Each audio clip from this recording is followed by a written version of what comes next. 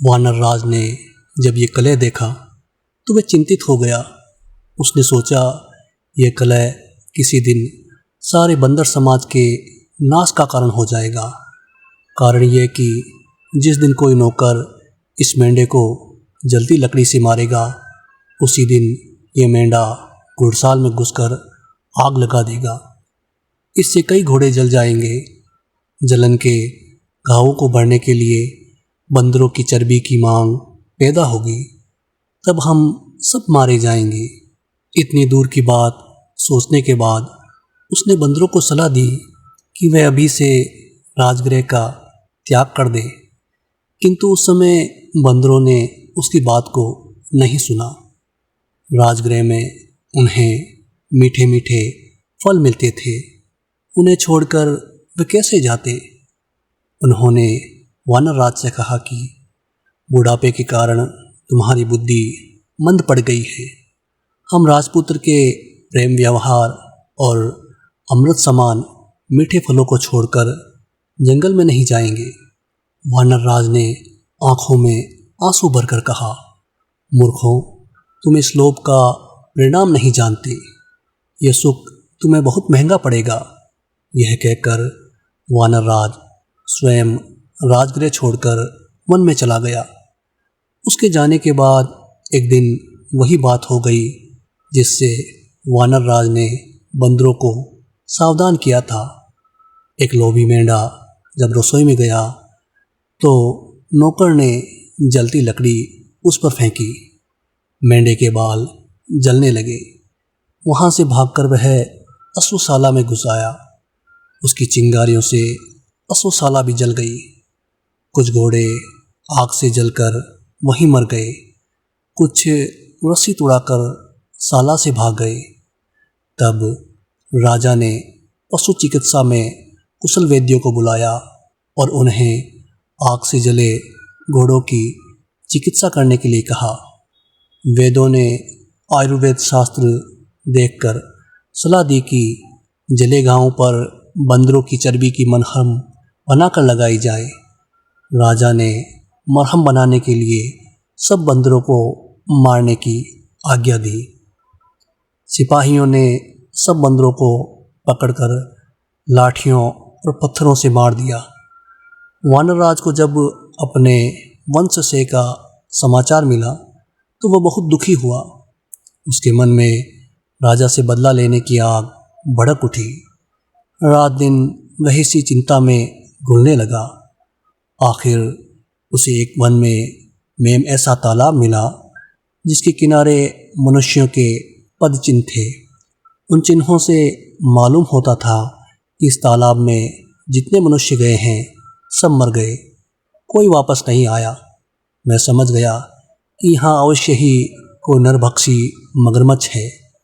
उसका पता लगाने के लिए उसने एक उपाय किया। कमलनाल लेकर उसका एक सिरा उसने तालाब में डाला और दूसरे सिरे को मुख में लगाकर पानी पीना शुरू कर दिया। थोड़ी देर में उसके सामने ही तालाब में से एक अंडकहार धारण किए मगरमच्छ निकला। उसने कहा, इस तालाब में पानी पीने के लिए आकर कोई वापस नहीं गया। तूने कमलनाल द्वारा पानी पीने का उपाय करके विलक्षण बुद्धि का परिचय दिया है। मैं तेरी प्रतिभा पर प्रसन्न हूँ। तू जो वर मांगेगा मैं दूंगा।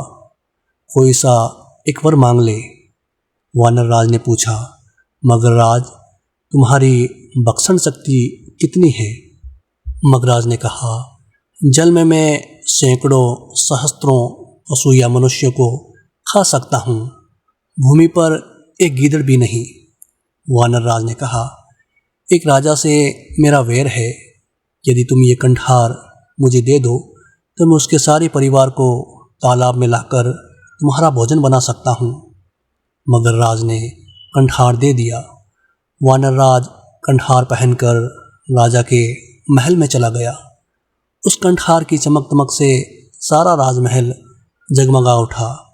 राजा ने जब वह कंठार देखा तो पूछा, वानरराज, ये कंठार तुम्हें कहाँ मिला? वानरराज ने कहा, राजन, यहाँ से दूर वन में एक तालाब है, वहाँ रविवार के सुबह जो समय गोता लगाएगा वह उसे कंठार मिल जाएगा। राजा ने इच्छा प्रकट की कि वह भी समस्त परिवार और दरबारियों समेत उस तालाब में जाकर स्नान करेगा, जिससे सबको एक कंठार की प्राप्ति हो जाएगी। निश्चित दिन राजा समेत सभी लोग वानर राज के साथ तालाब पर पहुंच गए। किसी को यह न सूझा कि कभी ऐसा संभव हो ही नहीं सकता। तृष्णा सबको अंधा बना देती है। सैकड़ों वाला हजारों चाहता है, हजारों वाला लाखों की तृष्णा रखता है। लखपति करोड़पति बनने की धुन में लगा रहता है।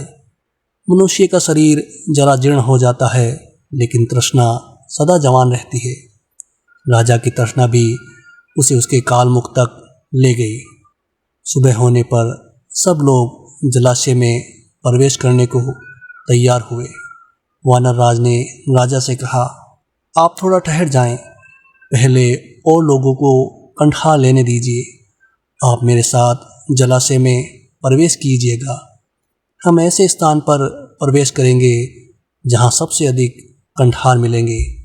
जितने लोग जलाशय में गए सब डूब गए, कोई ऊपर ना आया। उन्हें देरी होते देख राजा ने चिंतित होकर वानर राज की ओर देखा।